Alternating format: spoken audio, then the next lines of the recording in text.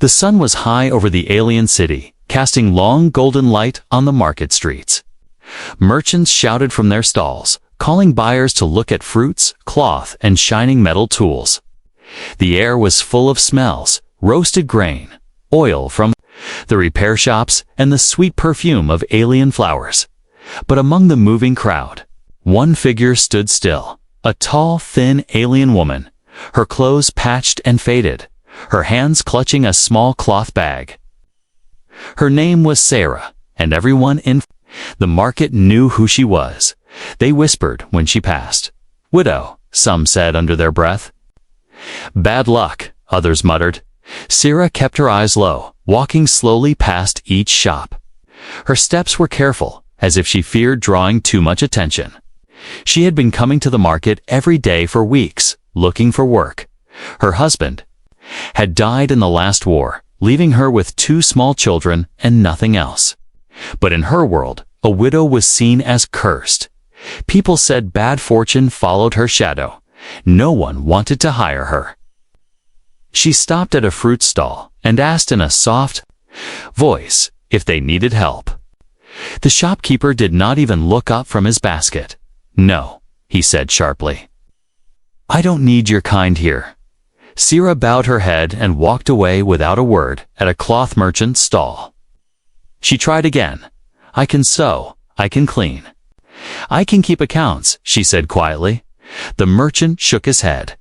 "I cannot take in a widow," he said. "Customers will leave." Her chest felt heavy, but she kept moving. Every door she knocked on closed in her face. Every offer to work was refused. The day grew hotter, and her feet ached from walking. Her bag held only a small piece of bread she had saved from the morning. She planned to share it with her children later. She could not eat yet as she passed the repair shops at the far end of the market. She saw something unusual. A man was unloading boxes from a small transport cart. He was not an alien. He was human, tall, broad-shouldered, with sun-browned skin and eyes that seemed to notice everything. His name was Daniel, though Sarah did not know it yet. She paused, watching him for a moment. Humans were rare in this city. Most kept to their own colonies. But this man seemed comfortable here, talking to the neighboring stall owners as he worked. Then his eyes lifted and caught hers. Sarah quickly looked away. She had learned that meeting someone's gaze could invite trouble. But to her surprise, he stepped toward her. "Need something fixed?" he asked in a calm, friendly tone. His voice was different from the sharp, cold ones she usually heard. "No," Sarah said, shaking her head. "I'm looking for work." There was a pause. The market around them kept moving. But Sarah felt as if everything had slowed. The human studied her face, and instead of the pity or fear she was used to, there was curiosity in his eyes. "What can you do?" he asked. She hesitated, expecting that even if she answered, he would still turn her away. "I can clean, carry goods, repair simple things. Keep a record book," she said, her voice almost a whisper. He nodded slowly. "All right," he said. "I could use some help in my shop." Sarah froze. She was sure she had heard him wrong. The words repeated in her head. "I could use some help in my shop." Around them, a few nearby merchants had turned to stare. One of them laughed.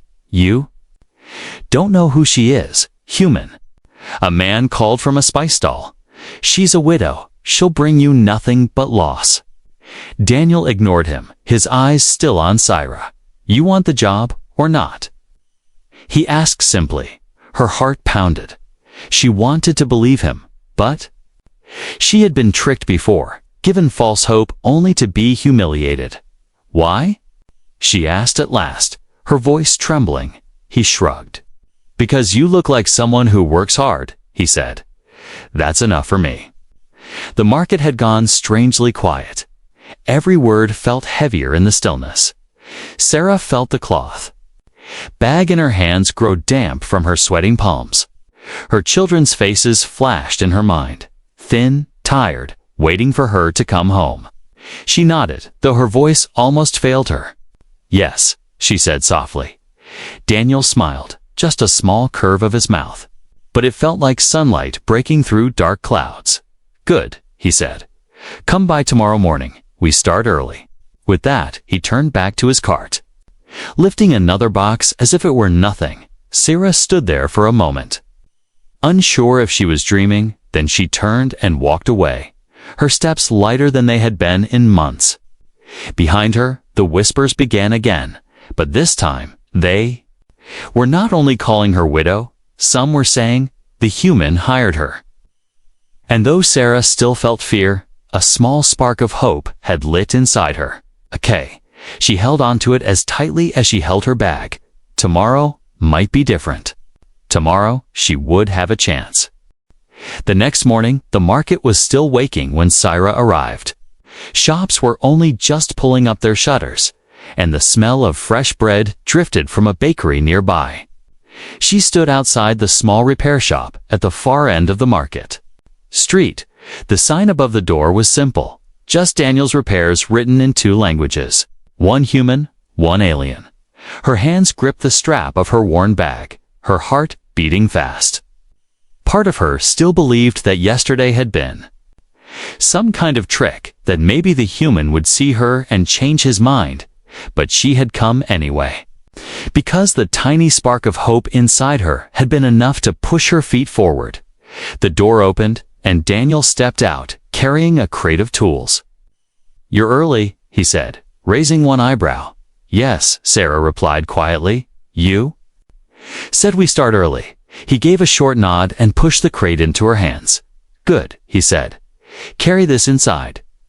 The shop was small, but neat. Shelves lined the walls, filled with spare parts, wires, bolts, and strange devices she didn't know the names of. There was a long workbench near the back, its surface scattered with half-raped machines. The air smelled of metal and oil. Daniel pointed toward a corner where an old broom leaned against the wall. "First, sweep the floor," he said. "Then we'll talk about what else needs doing." Sarah began sweeping, moving carefully so she didn't disturb the items stacked around the shop. As she worked, Daniel repaired a small hand device, his hands moving with quick skill. For a while, neither of them spoke. It was a comfortable silence, though Sarah could feel the weight of curious eyes from outside. Through the open door, she saw 2 merchants whispering to each other. Glancing in her direction, she pretended not to notice. After an hour, Daniel set down his tools and leaned back in his chair. "You've worked before?" he asked. "Yes," she said, "before. Before my husband died, we had a small shop." Daniel nodded slowly. "Then you know what customers like and what they don't." He said, "That's good." Sarah paused in her sweeping. "You're not worried?" she asked. "About what?" He replied that people will stop coming because of me, she said, her voice barely above a whisper. Daniel's eyes met hers, steady and calm. "If they don't come, that's their loss." He said, "I hire people based on what they can do, not on what others say about them." Those words felt strange in her ears. She had grown used to being judged by her status, her loss, her past. No one had asked about her skills in years. Daniel didn't seem to care about curses or rumors. And that confused her as much as it relieved her. Before she could answer, the first customer of the day entered. It was an older alien man with a cracked water pump in his hands. The moment he saw Sarah behind the counter, his eyes narrowed. "What is she doing here?" he demanded. "She works here," Daniel said simply. The man snorted. "Then I'll take my business elsewhere," he said, turning to leave. But Daniel's voice stopped him. "Suit yourself," he said. "But you won't find anyone who can fix that pump as quickly or as cheap as we can." The man hesitated, glaring at Sarah. She felt her cheeks grow warm under his stare. Finally, with a sharp shake of his head, the man set the pump on the counter. "Fine," he muttered, "but don't let her touch it." Daniel's jaw tightened. But he didn't argue. Instead, he began working on the pump while Sarah returned to sweeping. The man left without a thank you, and the air felt heavier after he was gone. That's how it'll be for a while, Daniel said. People will look at you and see only what they want to see. Sarah nodded slowly. I'm used to it, she said. Though her voice was quiet, he studied her for a moment. You shouldn't have to be, he replied, before returning to his tools later that day. While Daniel was repairing a motor in the back, a small child appeared at the doorway. The boy looked lost, his clothes torn and his hands dirty. Without thinking, Sarah knelt down and offered him the small bread roll she had packed for lunch. The boy took it with wide eyes and ran off without saying a word. When Daniel returned and saw her empty lunch bag, he asked what happened. Sarah shrugged. He looked hungry, she said. Daniel gave her a look she didn't understand. It was not pity, it was respect. By the time the sun began to set, Sarah had swept the floors, organized the shelves, and helped carry supplies from the storeroom. Her arms ached, but in a way that felt good. The ache of real work. Daniel locked the door and handed her a small pouch of coins. This is for today, he said.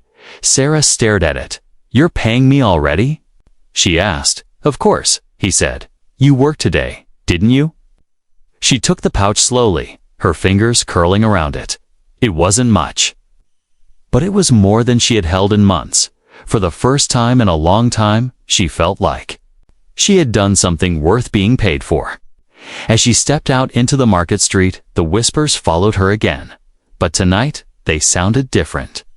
Instead of only scorn, there was curiosity, and under that, the faintest trace of respect. Sarah kept walking, her head a little higher. Tomorrow, she would return. Tomorrow, she would prove herself again. By the third morning, word had spread through the market. The human had hired the alien widow. Some people came to the shop out of curiosity, others just to see if the rumors were true. Daniel's repairs had never been so full of watchful eyes. Sarah stood behind the counter, her hands folded neatly, trying to look calm. Inside, her heart thudded like a drum. She could feel the way customers' gazes lingered on her longer than necessary. They weren't just looking, they were judging. It was as if they expected her to steal something the moment Daniel turned his back.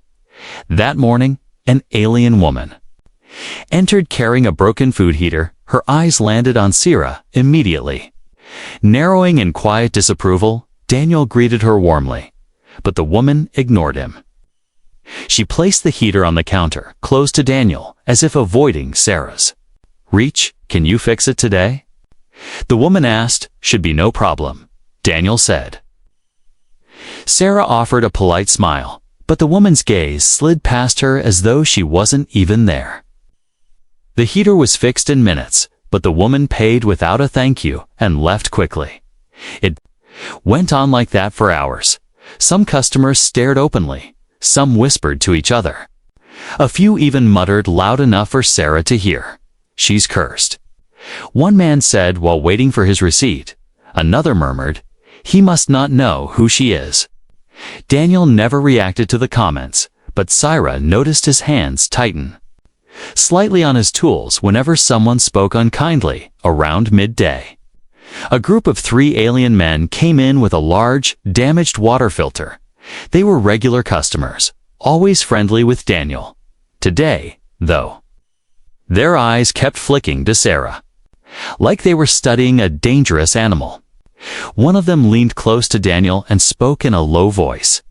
You shouldn't keep her here, he said. Daniel didn't even look up from the filter. She's my employee, he replied. She stays. The man snorted. Don't say we didn't warn you, he said, before stepping back. Sarah kept her eyes down, her stomach twisting. She wanted to defend herself, but she knew words would change nothing. The afternoon passed slowly, when the shop was finally empty. Daniel set down his tools and looked at her.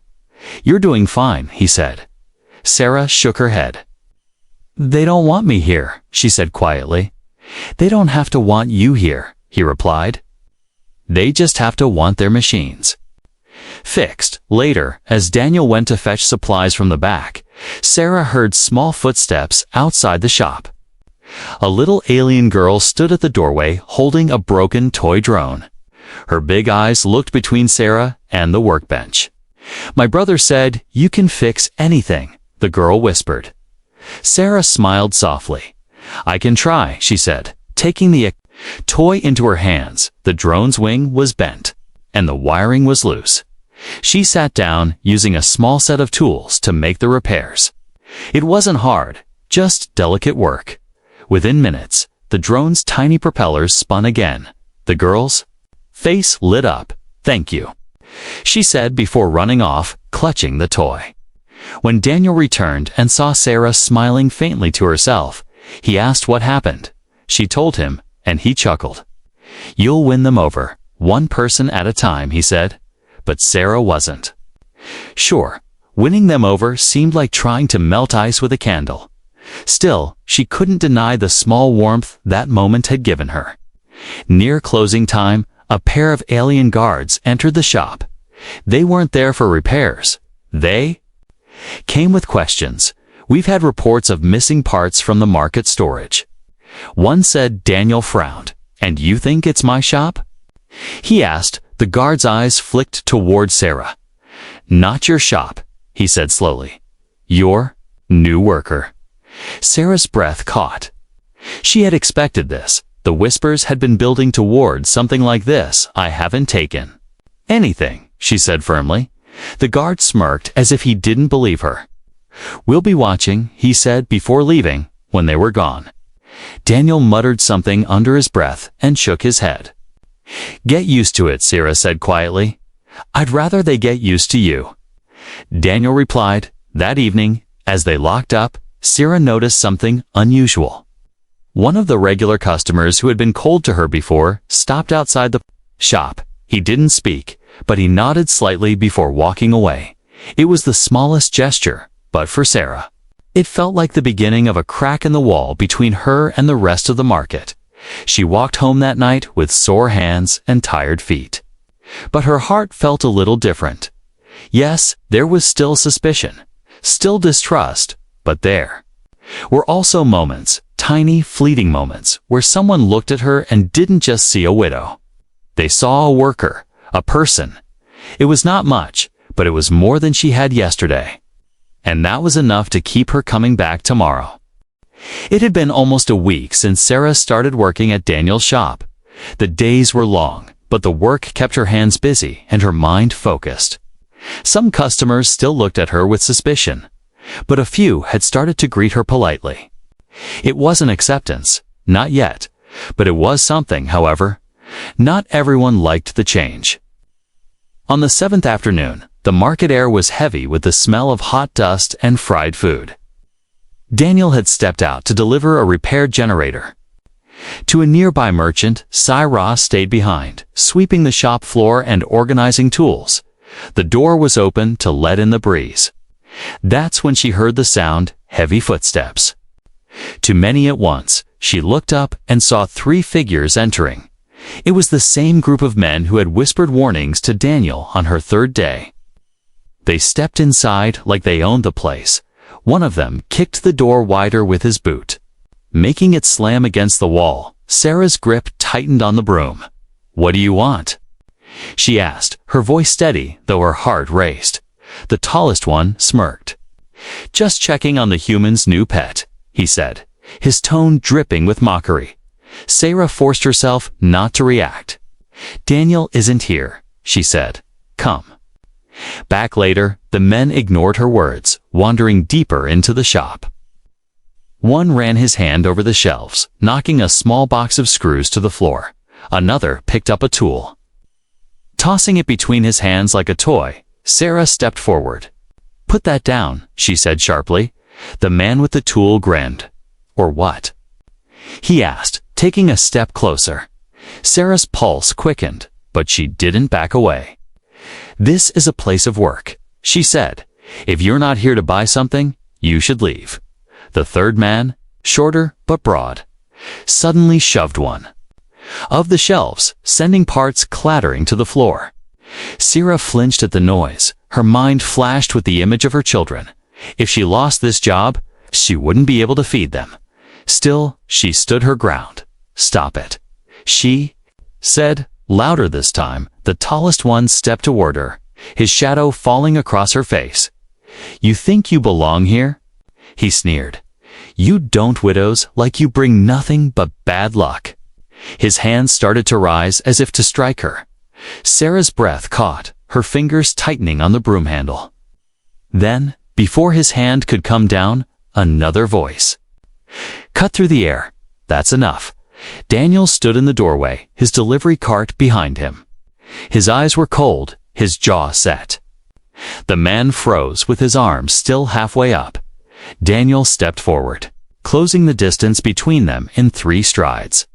He caught the man's wrist in one strong hand. "I said, that's enough," Daniel repeated, his voice low but sharp enough to cut through the tension. The room went still. The 2 other men shifted uncomfortably. Daniel's gaze moved from one face to the next. "You're going to walk out of here," he said, "and you're not going to come back unless you have something to fix or something to buy." The tall man tried to pull his arm free, but Daniel's grip didn't loosen for a moment. It seemed like he might fight back. But then he glanced at the street outside. A few market-goers had stopped to watch. Slowly, he lowered his arm. Daniel let go, but his stance didn't relax, one by one. The men backed toward the door. Before leaving, the tall one leaned close enough for only Sarah to hear. "This isn't over," he muttered. Then they were gone, their footsteps fading into the market noise. Sarah exhaled slowly, realizing she had been holding her breath. Her hands trembled slightly as she set the broom aside. Daniel turned to her. "Are you all right?" he asked. She nodded, though her voice shook when she said, "I'm fine." Daniel studied her for a moment, then began picking up the scattered tools. "You don't have to face that alone," he said. Sarah hesitated, then quietly replied, "I've been facing it alone for years." For the rest of the day, customers came and went. But the memory of the confrontation lingered. Whispers spread through the market. The human had stood up for the alien widow. Some people disapproved, but others began to look at her with something almost like respect. It was strange how one act could shift the way people saw her. She still felt vulnerable, but a little less alone. That evening, as they closed the shop, Daniel locked the door and said, "They'll probably try again." Sarah gave a small, tired smile. "I know," she said, "but maybe next time, I'll have a better weapon than a broom." Daniel chuckled. "You already have the best weapon," he said. "You didn't back down." Sarah walked home under the fading light. The market was quieter now, the air cooler. She passed a few people who glanced at her, not with the same sharp hostility as before, but with curiosity. It wasn't friendship, not yet, but it wasn't pure rejection either. She thought about the way Daniel had stepped in, the way his voice had cut through the danger, and for the first time in years, she allowed herself to believe she might truly have an ally, someone who wouldn't turn away when things got hard. That thought stayed with her all the way home, and it made the night feel a little less lonely. The trouble at the shop door had not been forgotten for days after. Sarah noticed the way people's eyes followed her more closely. Some were curious, others seemed to be waiting for her to make a mistake. It was as if they wanted proof that the human had been wrong to hire her. Daniel never mentioned the fight again, but she could tell he was more watchful too. He stayed in the shop more often, and when he left, it was usually for short trips. Then one morning, the real test came. The market was unusually busy. Merchants called out loudly. Carts rattled past. And the air was thick with the smell of spice and smoke. A wealthy alien merchant entered the shop carrying a strange, gleaming device. It was a large energy core, rare and expensive, the kind of thing most people never even saw. Its outer casing was cracked, and faint blue light pulsed weakly from within. Daniel's eyebrows rose when he saw it. "This is worth more than my entire shop," he said. Half joking, the merchant didn't smile. "It needs to be fixed by the end of the day," he said firmly. "Can you do it?" Daniel examined the core and nodded. "It'll take time, Apatius," he replied. Just then, another customer entered with an urgent problem, a broken irrigation control for his farm. Daniel glanced between the two jobs. He couldn't work on both at the same time. "I'll get the parts for your repair," he told the farmer Sarah. "Keep an eye on the core until I get back." The merchant looked up sharply. "You're leaving it with her?" he asked, his voice carrying disbelief. Daniel didn't hesitate. "Yes," he said simply. "She works here." The merchant's eyes narrowed. "I know her kind," he muttered. "Don't be surprised if you return and find it missing." Daniel didn't answer. He just turned to Sarah and said, "Back in an hour," before walking out with the farmer. The shop felt suddenly quieter. Though the market noise still hummed outside, Sarah stood beside the workbench, the energy core glowing faintly in front of her. She could feel eyes on her from the doorway. Two merchants had stopped nearby, pretending to chat while glancing toward her. It was obvious they were watching to see what she would do. Minutes passed slowly. She began cleaning the workbench, rearranging tools, and carefully wiping dust from the shelves. The energy core sat untouched, its blue light steady. A part of her wanted to work on it to prove her skill, but Daniel had not asked her to repair it, only to watch over it, so she kept her hands away. Her heart beat faster every time someone walked past the open door. Twice, a stranger stepped in, looking around as if they might buy something. Both times, their eyes landed on the core before leaving without a word. Half an hour later, the wealthy merchant returned unexpectedly. Daniel was still gone. The merchant stepped inside, his eyes flicking to the energy core. "You didn't touch it?" he asked, as if expecting to see it damaged. "No," Sarah said evenly. "It's as you left it." He walked over, inspecting the device carefully, turning it in his hands. After a moment, he looked at her. "Humph," he said, as if disappointed. He had found nothing wrong and left again without thanks. When Daniel returned, he saw her standing where he had left her. "All good?" he asked. "Yes," she replied. "The merchant came back, but I didn't touch it." Daniel smiled faintly. "I knew you wouldn't," he said, and went straight to work, repairing the core. By the time the sun dipped low, the job was finished. Daniel handed the fixed energy core back to the merchant. Core tested it and found it working perfectly. Still, the man didn't thank Sarah, but his gaze lingered a little longer on her before he left. It wasn't kindness, but it also wasn't the open contempt she had seen before. A small change, but a change all the same. As they closed the shop that evening, Daniel leaned against the doorframe. "You know, I didn't leave that core with you because I needed someone to watch it," he said. Sarah frowned. "Then why?" she asked. "I left it with you because I wanted everyone else to see me trust you," he said. Her eyes widened slightly. "And?" she asked. "And they did," he replied. "Some won't believe it, but others, they'll start to think Sarah didn't know what to say for so long. No one had trusted her with anything valuable, not even her own future. Now, a human had placed something worth more than his shop in her care. The thought stayed with her as she walked home. She passed a group of merchants who didn't bother to whisper this time. They just nodded in acknowledgement. It wasn't friendship, but it was the start of something better. She clutched that thought like a precious coin, knowing that tomorrow she would keep building on it. By the next week, the air around Daniel's shop felt different. The suspicious stares hadn't vanished, but they had softened. Some customers now greeted Sarah when they entered, and a few even asked for her help directly. It was slow progress, but in a place where she had been treated like a shadow for so long. Every small change felt like a victory. One morning, an old merchant brought in a broken music player. Key had always avoided her before, but now he placed the device directly in her hands. "Can you fix it?" he asked. Syra nodded, hiding her surprise. She worked carefully, replacing a few worn wires and cleaning the dust from its insides.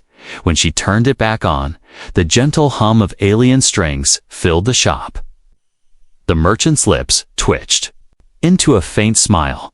"Good work," he said, before leaving without a single insult. Daniel noticed everything. "You're earning their trust," he told her that afternoon. Sarah shook her head. "I'm just doing my job," she said. "That's how trust is built," he replied simply. Over the next few days, more people came in. Some were there for repairs, others for advice. One woman even brought her son to learn how to fix small tools, and she let Sarah teach him. It was the first time in years Sarah had felt useful to more than just herself and her children. Her children had noticed the difference too. They started visiting the shop after school, sitting quietly in the corner while she worked. Daniel would sometimes give them small tasks, paying them in sweets or coins. One afternoon, her youngest son fell asleep on a pile of cloth in the back. Daniel covered him with a blanket without a word. Sarah saw it and felt something warm and unfamiliar rise in her chest. Something like safety, but peace never lasted long in the market. Late one evening, as they were closing, a neighbor rushed in. "Out of breath, Sarah," he said urgently. "It's your home. There are people there." Her heart dropped without hesitation. She ran from the shop, Daniel right behind her. The streets blurred as she pushed past crowds, her mind filled with fear for her children. When they reached her small home, the door was open. Inside, her two children were huddled in a corner, wide-eyed and shaking around them. Broken dishes and scattered belongings lay across the floor. The same gang of men who had come to the shop before stood in the middle of the room. One of them was holding the small blanket her late husband had given her. "You should have left the market." The tall one sneered. "You don't belong here. You never will." Daniel stepped forward before Sarah could speak. "Put it down," he said, his voice low but full of steel. The man laughed. "Or what, human?"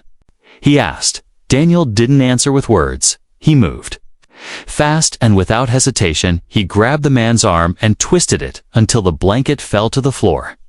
The other two stepped forward, but by now, neighbors had gathered outside.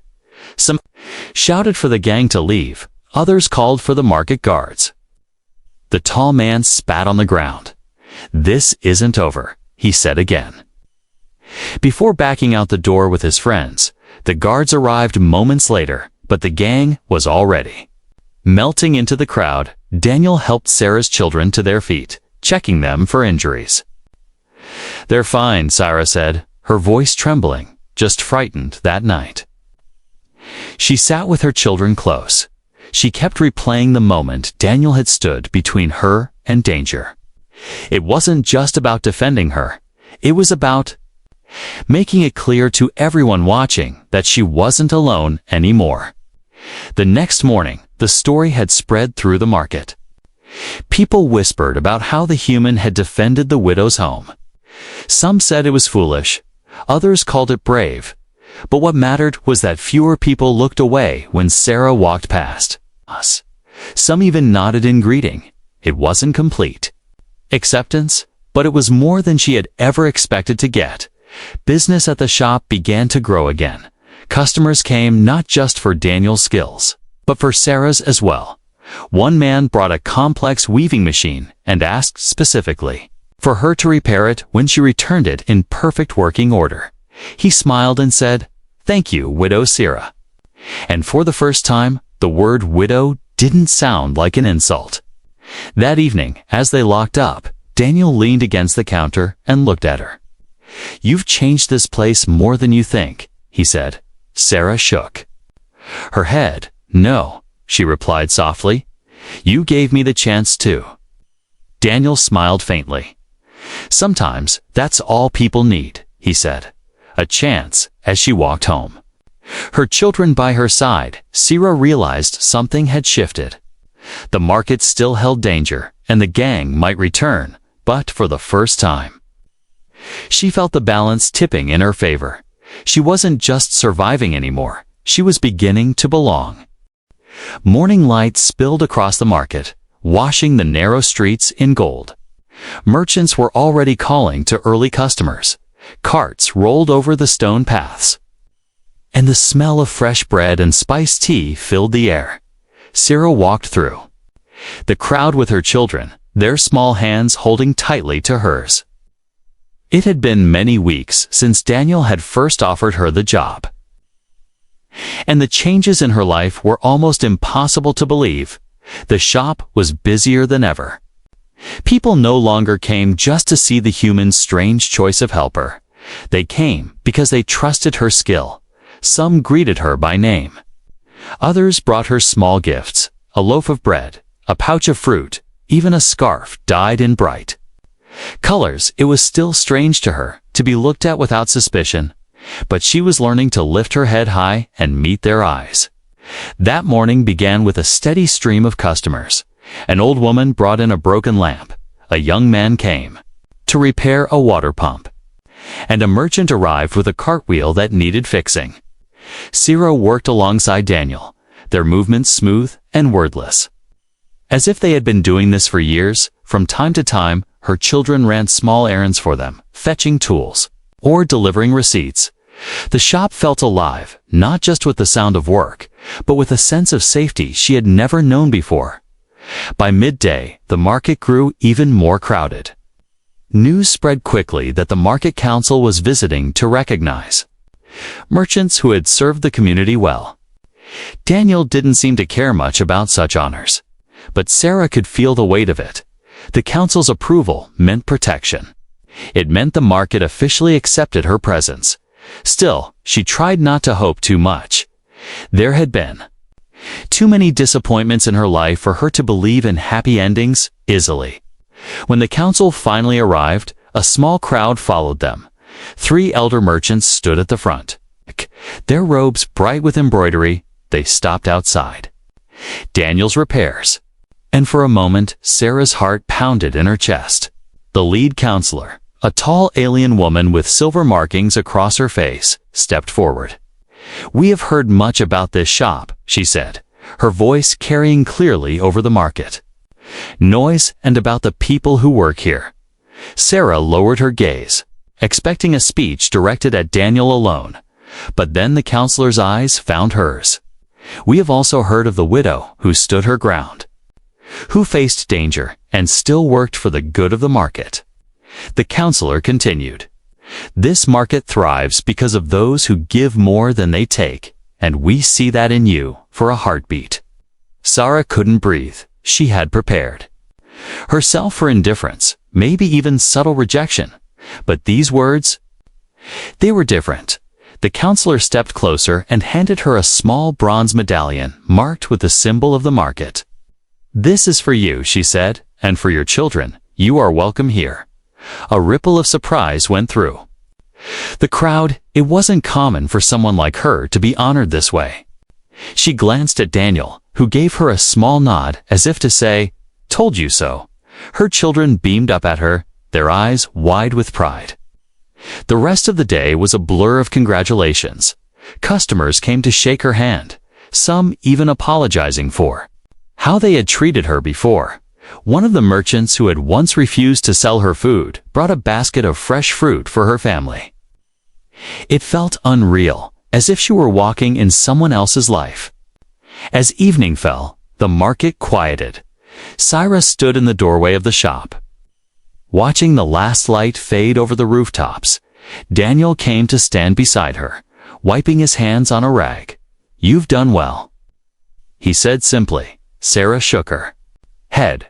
"We've done well," she replied. "You gave me the chance. Without that, none of this would have happened." Daniel smiled faintly. "Sometimes all it takes is one person willing to look past what everyone else sees," he said.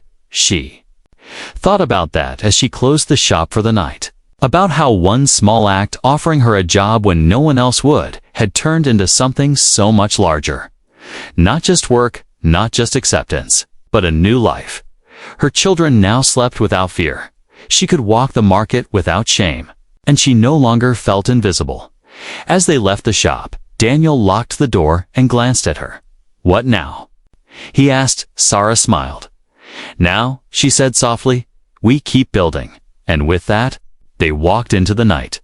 The market behind them, the future ahead. For the first time in years, Sarah felt she truly belonged, not because the market had finally accepted her, but because she had claimed her place in it. This was her new beginning, and she would never let it go.